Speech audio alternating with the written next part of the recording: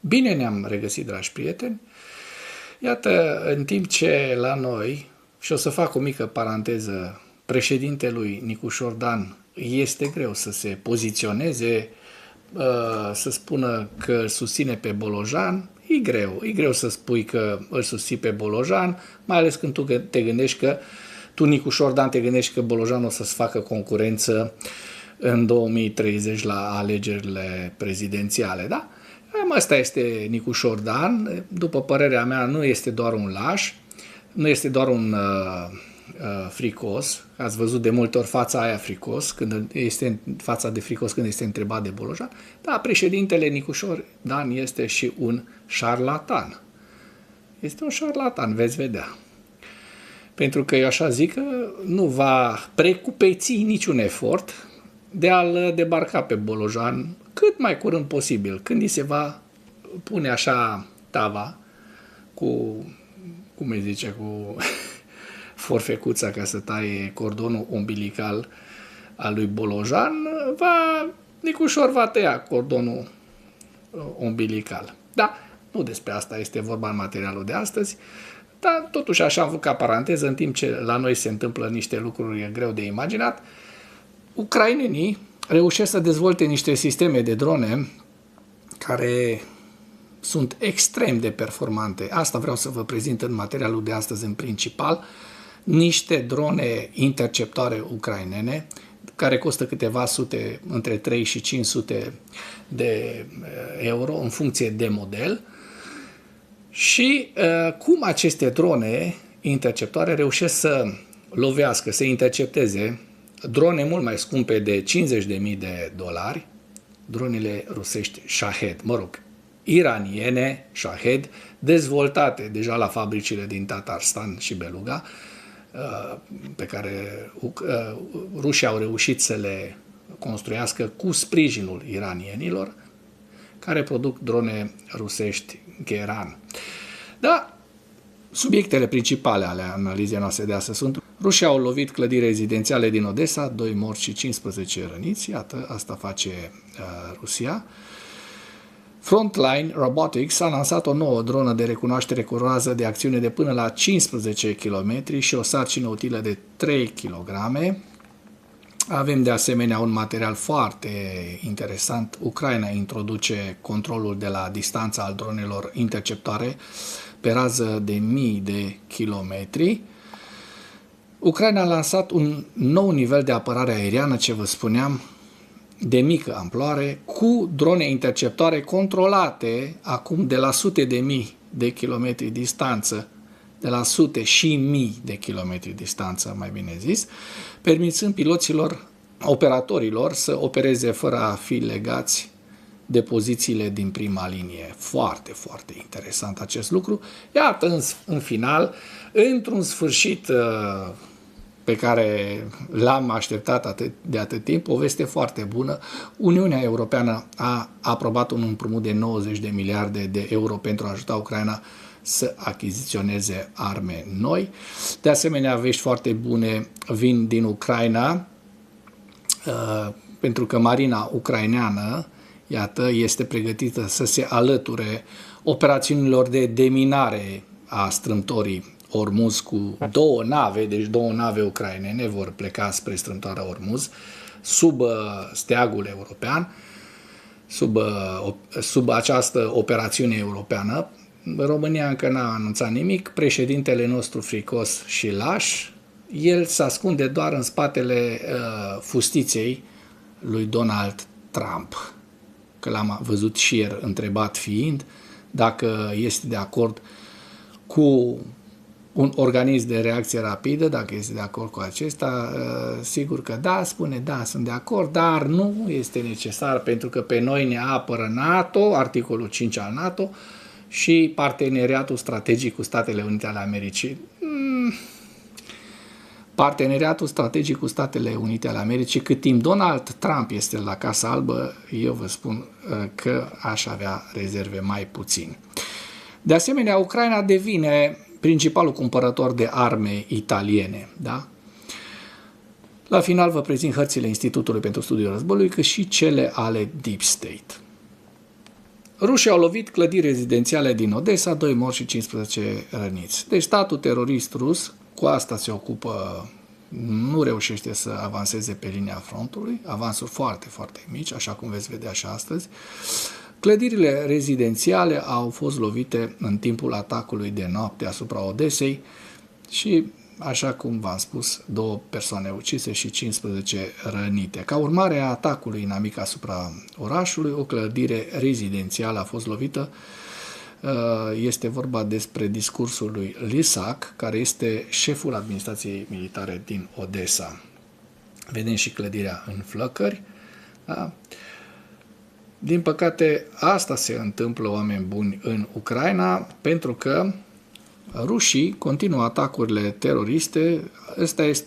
Asta este măsura impotenței lui Putin când vine vorba despre Ucraina și despre războiul de agresiune a Rusiei din Ucraina.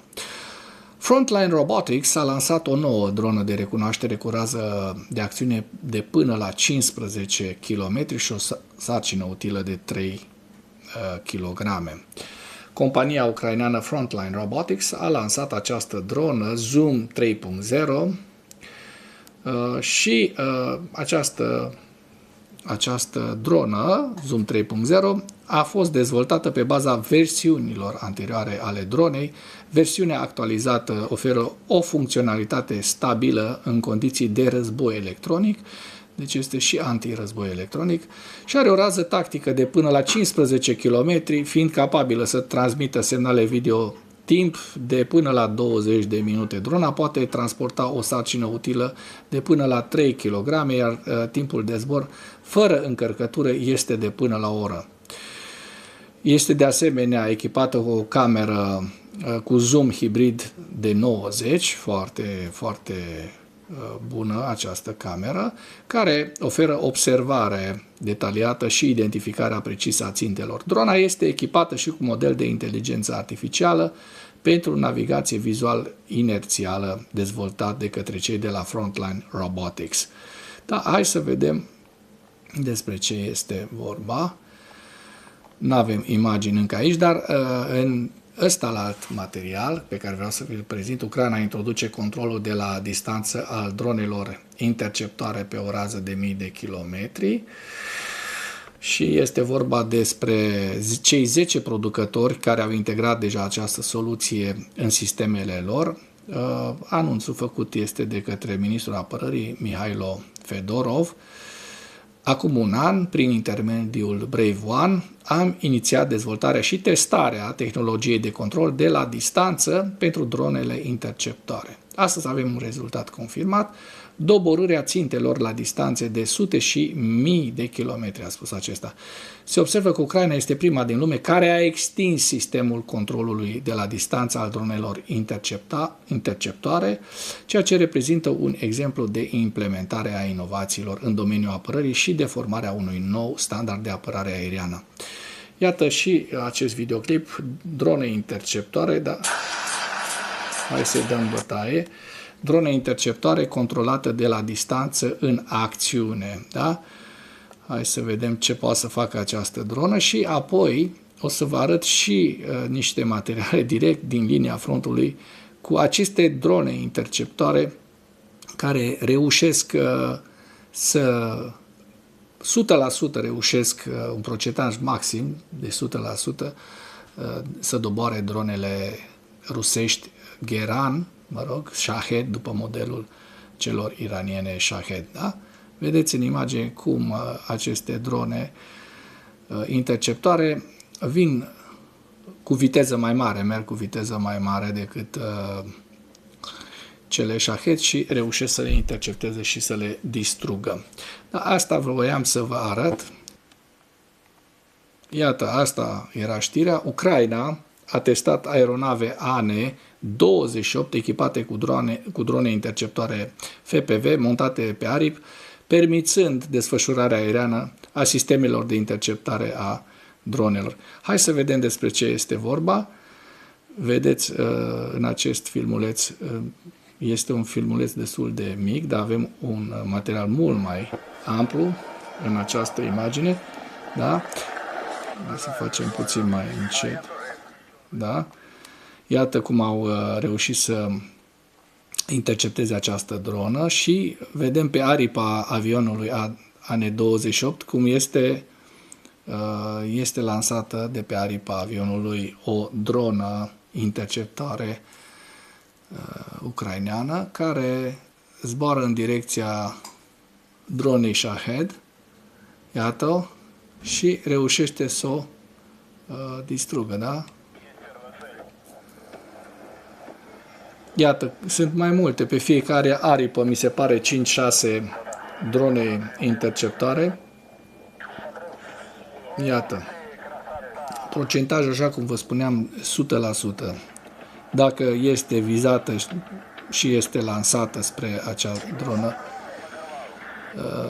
rusească, drona interceptare nu dă greș. Este un procentaj de 100% distrugere, da? Bun. Iată că ucrainenii reușesc să facă aceste lucruri destul de...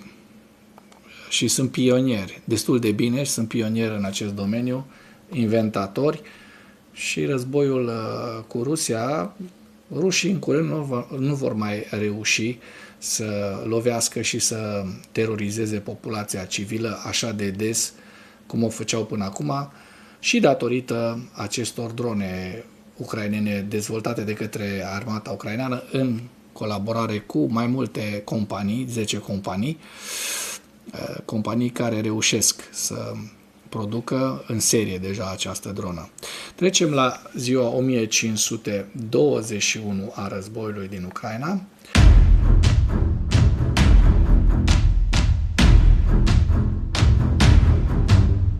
În ultimele 24 de ore, rușii au suferit următoarele pierderi.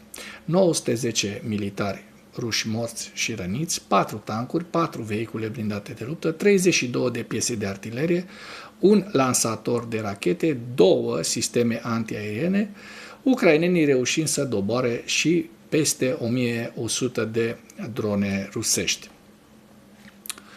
Veste bună, Uniunea Europeană a aprobat un împrumut de 90 de miliarde de euro pentru a ajuta Ucraina să achiziționeze arme noi. Această veste a fost prezentată, a fost anunțată de către președintele Ucrainei Volodymyr Zelensky, care a declarat că împrumutul va consolida armata și va asigura o mai mare rezistență a Ucrainei. În dimineața zilei de 23 aprilie, deci ieri, Consiliul Uniunii Europene a încheiat procedura scrisă pentru aprobarea unui împrumutului de 90 de miliarde de euro atât de așteptat de către Ucraina și a celui de-al 20-lea pachet de sancțiuni al Uniunii Europene împotriva Rusiei. Și acum trecem la hărțile Deep State, pentru că n-am mai prezentat din 19 de săptămâna trecută. Avem hărți până la data de 22, să vedem dacă n-au fost deocamdată pe 23, nu sunt. Și începem cu zona de sud, cu zona Hersonului, da? Vedem că n-au existat modificări ale fronturilor. În Zaporojie observăm un avans rusesc la est de Orihiv, vedem în această zonă, la nord de Mârne. Este vorba despre un avans rusesc de aproximativ, hai să spun, 6-7 km pătrați în această zonă. Da? Deci un avans în zona Zaporojie. Mai la nord, în Pokrov-Smârnograd, din câte observăm, situația este stabilă, frontul este destul de compact. La Chasov Yar, de asemenea, n-au existat modificări ale fronturilor. Dăm un ochi să vedem și mai la nord spre Kupiansk. Kupiansk în continuare rămâne disputat, intens disputat de către ruși și ucraineni. Iar în regiunea Harkivului observăm că frontul este unul destul de stabil. Între cele două regiuni, între Harkiv și Sumă, săptămânile trecute au existat niște avansuri rusești. să vedem dacă s-au stabilizat fronturile și aici. Vedem că frontul este stabil și în această zonă și în regiunea Sumă de asemenea. Da? Așadar, rușii au reușit doar un avans minor, așa cum v-am prezentat în Zaporojie în ultimele 24 de ore. Acest avans de aproximativ 6-7 km pătrați, cu pierderi de aproape 1000 de militari. Trecem la evaluarea campaniei ofensive rusești la data de 23 aprilie, în viziunea analiștilor Institutului pentru Studiul Războiului cu principalele informații. Putin a răspuns direct plângerilor privind întreruperile de internet mobil din Rusia, justificând întreruperile ca fi necesare pentru securitatea internă a Rusiei și stabilind condiții pentru a-i pregăti pe ruși pentru restricții în continuare. Kremlinul continuă să stabilească condiții pentru o posibilă agresiune viitoare împotriva statelor baltice. Forțele rusești au lovit un bloc de apartamente din orașul Dnipru, din regiunea Dniepropetrovsk, în noaptea de 22 spre 23 aprilie, deci ieri noapte, ucigând cel puțin 3 civili și rănind cel puțin 10. Da? Astăzi au lovit Odessa, 2 morți și 15 răniți. Ăsta este statul terorist rus. Cu asta se ocupă criminalii de război de la Kremlin. Consiliul European a adoptat pe 23 aprilie actul legislativ final care stă la baza împrumutului fără dobândă de 90 de miliarde de euro, aproximativ 105 miliarde de dolari, acordat Ucrainei de către Uniunea Europeană, aprobat inițial de către Consiliul European în decembrie 2025. Rusia a lansat peste noapte 155 de drone împotriva Ucrainei, iar forțele ucrainene au atacat infrastructura petrolieră rusească din regiunile Nijni Novgorod, Samara și un sistem de apărare aeriană din regiunea Breansk, lucruri care s-au întâmplat cu toate ieri. Lucruri care s-au întâmplat ieri. La final vă prezint hărțile Institutului pentru Studiul Războiului cu axa nordică, regiunea Sumă, Kharkiv, râul Oschil, Donetsk, centura de fortărețe ucraineană din Donbass, Slaviansk, Kostiantinivka, Druzhivka, Pokrovsk și axa sudică Zaporojie, Orihivul și Herson. Și cu acest ultim detaliu închei materialul nostru de astăzi cu îndemnul. Dacă ați găsit informații utile în acest videoclip, nu ezitați să-l distribuiți pentru a ajunge la cât mai multă lume. Mulțumesc mult!